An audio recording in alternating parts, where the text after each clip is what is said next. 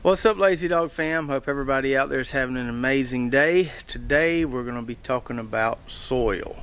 This is a video that I've been wanting to do for a couple months now, and we've had a lot of viewers request me do a video covering this subject, and so I'm just now getting around to it, but it should be fun. So what we're going to do today, we're going to start off talking about a little history of this 2 acres we live on, where we garden here at Lazy Dog Farm. We're then going to talk about our soils, kind of where they were and how we got them to where they are now, because they weren't always great. We're then going to take some soil plugs. I have a little soil plug rig that I bought. So we're going to take some plugs from all the different plots and kind of look at those and see how they differ from plot to plot, because they're not all the same. Some plots are more heavily composted than others. We got a lot of different cover crop schemes going on here. So we'll be able to compare all the different plots by looking at those soil plugs. And then I'm going to send those plugs off to get sampled. We'll look at those samples when they come back on another video.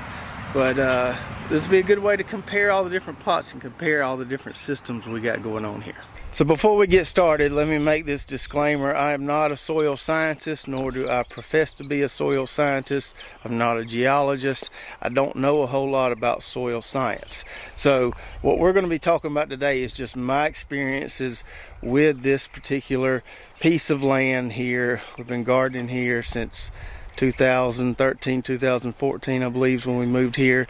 So just talking about my experiences with this soil here and how it differs from one plot to the next on our homestead. So for those of you that might be new to the channel, I'll do a quick little walk around here. So we have 2 acres of property here. Everybody that comes by here says it looks a lot bigger on video than it actually is, and I would agree. So we have 2 acres and about a 1/4 acre of garden on this 2 acres. So we have these 6 plots right here. We call this the dream garden. All these plots are the same size, 30 by 35. So we have 6 plots there. And then on what I call the back half of the property, we have 4, I guess you could call it 5 more plots. So over there's a big plot that we kind of split in half, and a little skinny plot behind it. And then on this side of the barn, back over this way, there's 2 plots there. So 4, possibly, I guess you could call it 5 plots on the back half, and then 6 plots here in what we call the dream garden. Each plot is approximately 1,000 square feet, which gives us somewhere close to a 1/4 acre of garden total. So Brooklyn and I moved here in late 2013, I believe. Before that, her dad lived here. Before that, her dad's parents lived here. Now her dad didn't grow a garden here, but her grandparents did. The house we live in, I think, was built in the 60s, and back then they would garden this area here that we call the dream garden.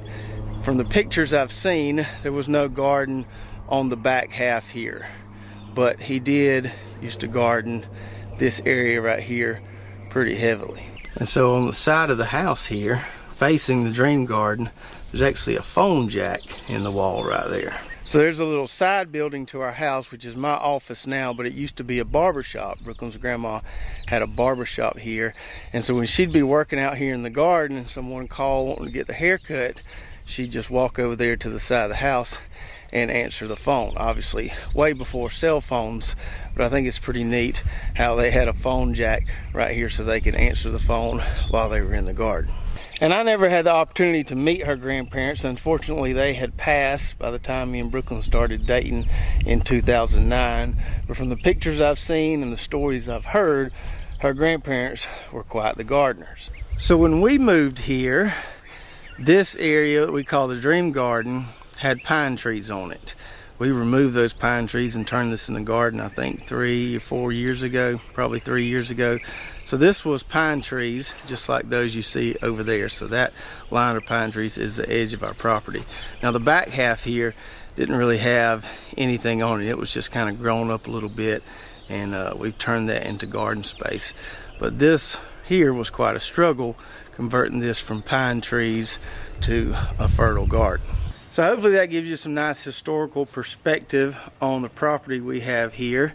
Now I want to talk to you about just our soils in general in our county and the part of Georgia we live in. We get a lot of people commenting saying, man, your soils look so sandy. I've always heard of Georgia red clay and it doesn't look like you have any of that. Well, the Georgia red clay thing is not all over Georgia. The clay is kind of located in certain regions. In the county we live in, which is called Colquitt County, it's really sandy soils, and we live in a huge agricultural county. I don't know if it's the biggest agricultural county in the state of Georgia, but it's one of the biggest. Cotton, peanuts, produce, all kind of stuff grown here. A lot of big farming operations in our county. But the soil in our county is really sandy. You can ride around for miles and miles and you don't really see any clay fields. Now if I go about 30 to 45 minutes northeast of here towards a town called Albany, or as we like to call it, Albany, then you'll start to see some clay fields. And if you go more towards kind of West Georgia, towards the Alabama line, you'll see a lot more clay fields too. One time we went camping at FDR State Park, which is over near Callaway Gardens, and over that way there's a lot of clay. There's also some clay towards North Georgia, but where we are, which is kind of close to the coast, we have sandy soils here all around our county. Now the advantage to the sandy soils is that they're nice and workable and friable. They don't clump up a whole lot. But the big disadvantage is that they don't hold nutrients or organic matter very well. Any kind of compost or organic matter you put in them burns up pretty quick, and so you're always constantly having to add stuff to the soil to keep nutrients and organic matter in the soils. Clay soils, on the other hand, are obviously not as workable as sandy soils, but they hold nutrients very, very well. So there's not like a perfect soil type. Every soil type has its own set of challenges, and just because our soil looks nice and fluffy and workable doesn't mean everything is unicorns and rainbows. We struggle a lot keeping nutrients in our soils. Now we do have some clay on our property here, but that's mostly because it was brought in here. So Brooklyn's grandpa at one point in time created a lot of these berms on the property here to kind of direct the water flow when it rains. So there's one right there, that kind of hump you can see. And so in this plot here, you get to clay a lot quicker than you do in some of these other plots back there closer to that pond. So as we take these soil probes in a little bit, you'll see the level at which we reach clay varies a little bit from plot to plot, but that's mostly because some clay at some point was probably brought in here to build these berms. Now we get asked a lot, do you do soil tests here? Why don't you ever talk about soil tests? And to be honest with you, I really have never done a soil test on any of these plots, just because I really haven't felt like I needed to. I did have a soil pH probe at one time, and I did check the pH, especially when we converted this behind me here from pine trees to garden. I did look at my pH there and make sure it was okay. But I haven't ever tested any of these soils, and it's mainly because I've never had any serious issues, and if I had some issue, I was usually able to attribute it to some kind of fertility and able to fix it pretty quick. We do a lot of cover cropping around here, a lot of composting around here, and I just never felt the need, I probably should have, never felt the need to really test everything on a regular basis. So we're going to test everything this year, and we'll really be able to tell if we have any deficiencies. But in the past, I've been able to kind of just look at the plants and work through things. I know that's not very scientific, but that's just the way I've done it.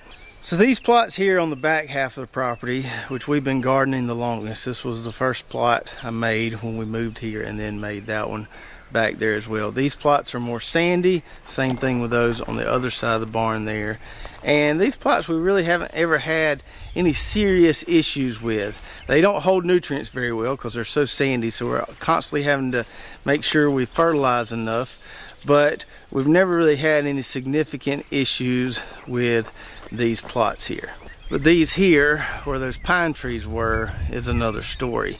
This soil here is not near as sandy as that soil over there is, for whatever reason. And man, it was a struggle the first year we grew in these plots right here after removing those pine trees. The soil was hard, it would crust over bad, there wasn't any organic matter in the soil, and we just had to kind of work through it. We've improved a lot since then, but it's been a struggle.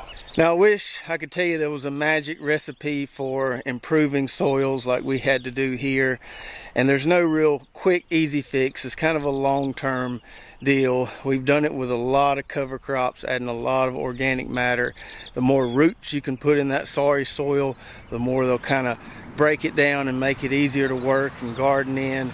We've also added a lot of compost, and sometimes even though the soil may be sorry, you just got to get out there and grow in it. This plot right here behind me was pretty bad the first year, but we planted taters in there, and it wasn't a great tater harvest, but it was a decent tater harvest.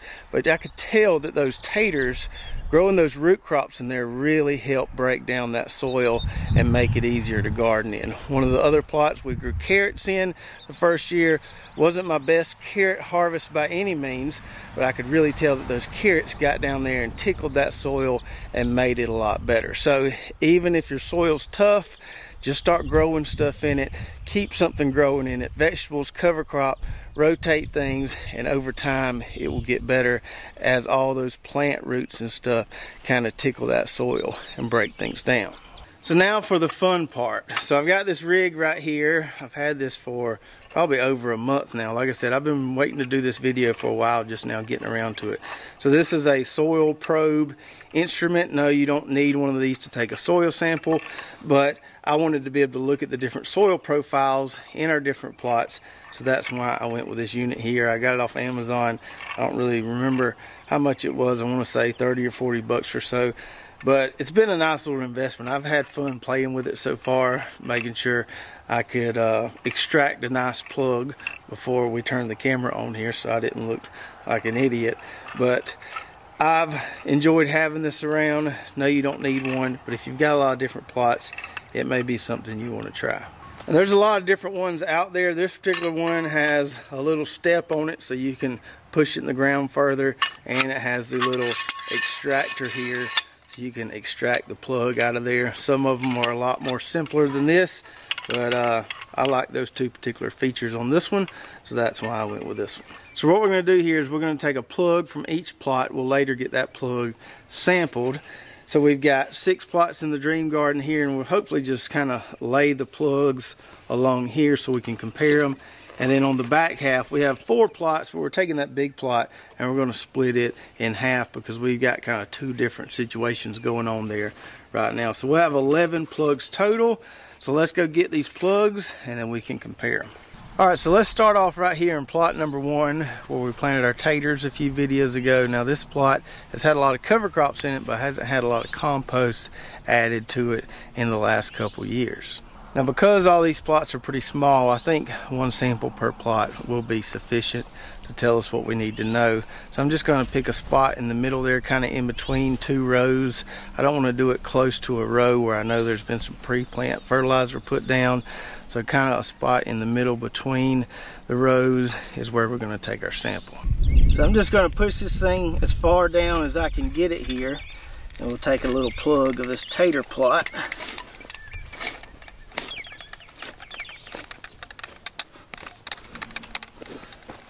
Pull it up here.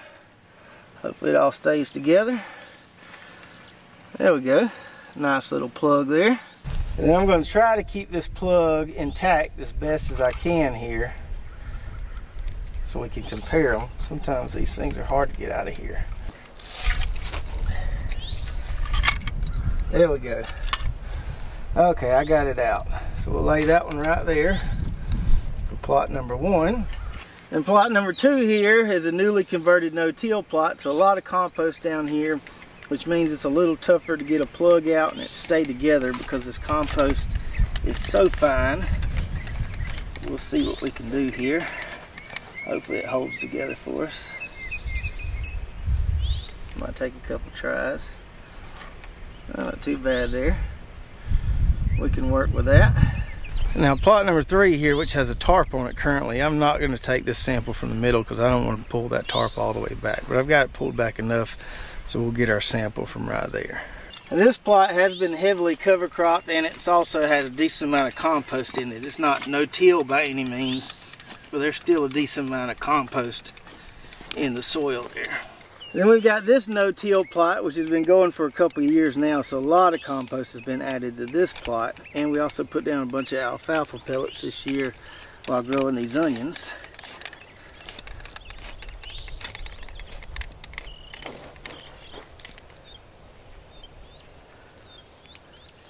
There we go. Oh, that one didn't stick all the way, so we'll try again. There we go, we got it that time. Then we've got our winter root veggie plot here, which had a good bit of compost added to it back in the fall. And this soil here tends to be pretty hard. I don't know if I can. There we go. And then our last plot here in the dream garden, where we've got our garlic and all our good greens. There we go, finally. It's probably about as good as we're gonna get. So now let's take a look at what we got here from these 6 plots in the dream garden. So this right here is a plot that hasn't had any compost in it for a while, and you can look at it and tell there's a lot of clay in there. That soil isn't as workable as some of these other soils are. This is a newly converted no-till plot, so we can see that layer of a couple inches of compost at the top there, and the bottom part of it kind of looks like this right here. This plot right here has had a lot of compost, but the compost has been incorporated as opposed to just putting it on top in the no-till plot. So we can see some nice fluffy soil there in the top there, really good workable soil, and then we get kind of that same clay profile down here.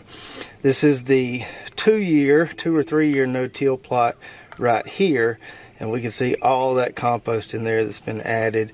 So we've got several tons of compost we've added to that plot, and we can tell by looking at that soil profile there. Then we got this guy, which is kind of similar to this guy. So this one has had a lot of compost, but it's been incorporated in the top.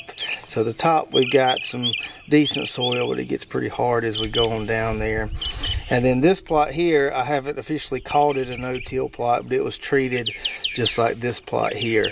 It had several inches of compost put on it, and it wasn't tilled into the soil, and we can see that distinguishing line there between where the compost is and where the original soil starts. And this stuff right here is why these plots were pretty hard to grow in initially. This stuff right here just kind of crusts over bad. It's not easy to work and can cause you some trouble. So that's why we've added so much compost to some plots more than others, because we're doing some experimentation here. Adding that compost has definitely helped, and we can see a big improvement in this plot and also obviously the no-till plots there. So by looking at that, you might be wondering, well, why don't you do what you've done to the no-till plot to all the other 6 plots in here? And I might do that at some point down the road, but I like to kind of save a few different ones for the sake of experimentation, and adding that much compost gets expensive. We get compost at a fairly reasonable price compared to what some other folks pay, but it's still pretty pricey putting down that much compost over a 1,000 square foot plot. So now let's go take some samples from those plots on the back half of the property, compare them to these in the dream garden, and by looking at those, I think you'll be able to easily tell that there's a lot more clay out here and there's a lot more sand back there. So in this big plot here, we're going to split this in 2 because we've got 2 different treatments here. We've got a mustard cover crop here, or had a mustard cover crop there, and some of those nematode control radishes are growing back. I'm not mad about that. Still got several weeks before we need to plant anything here. And then we've got the clover over here that the chickens have grazed. So chickens haven't grazed this, chickens have grazed this. Clover versus mustard. So we're going to take 2 different samples here, one here and one over there. Then we'll get one here from this really sandy plot where these chickens are currently grazing this kale cover crop. And then our last 2 will come from over here on this side of the barn. We got the little plot where the arch panel trellis is there, and that long skinny plot where we've got a winter cover crop cocktail. Alright, so these plugs from these sandier plots on the back half look a good bit different than those others. I'll pull those other ones over here in a minute so we can do a better comparison. But here, see all that sandy soil right there? We've got a lot of that in the top here. So this is where that mustard was planted, and I talked about that berm earlier. So that's why we see more red in here. We see a little more clay in this because it's closer to that berm. As we go over there to where that clover is planted, we've got some nice, really sandy soil here. Really easily workable soil. Hopefully it's got plenty of nutrients in it from having those chickens on it. This is where the chickens are now. This is pretty similar to this. This is on the other side of the barn. This is where the arch panel trellis is. There's a little bit of clay in that plot there. We got some real soft stuff at the top there. And this is that long skinny plot. And it has had some compost added to it in the last year or so. And we can tell that by looking right there. Nice compost incorporation, and that's some really good soil there. So if we compare these two here, the Dream Garden where there was pine trees at one point in time, where we've only been gardening for 3 or 4 years now, to this back half where we've been gardening basically since we've been here, we can see here we don't have to go near as far down before we start seeing some red dirt and some clay, whereas on this back half it's a lot more sandy loam, and you got to go down pretty deep there before you start seeing some clay. So some significant differences here between these 4 plots on the back half versus these 6 plots in the Dream Garden. So soils like this and this are going to be a lot more enjoyable to garden in because they're going to be a lot more workable, easier to dig in, easier to grow some nice root crops in, whereas some of these may be harder to work in, but they're going to retain nutrients a little bit better. And when you add organic matter like this, that helps hold on to a lot of those soil nutrients. Whereas in these sandier soils right here, we're always having to add stuff because they don't hold on to nutrients very well. So I hope that was interesting for you guys. It was certainly interesting for me. We've been gardening here for quite a while. Lived here since, like I said, late 2013.